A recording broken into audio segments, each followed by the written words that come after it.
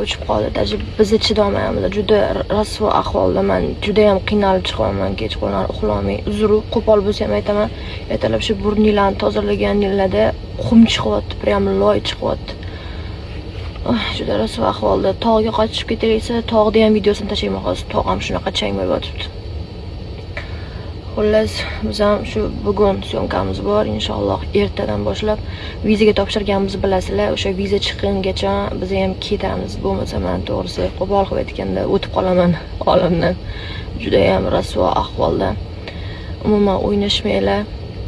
Bu chang bilan o'pkalarga yopishib juda yomon qilar ekan. Falaj, insult tashxis qo'yishdi. Soch tolasidan ham 15 barobar ingichka bo'lar ekan mana bu. Hozir biz changda otganimiz.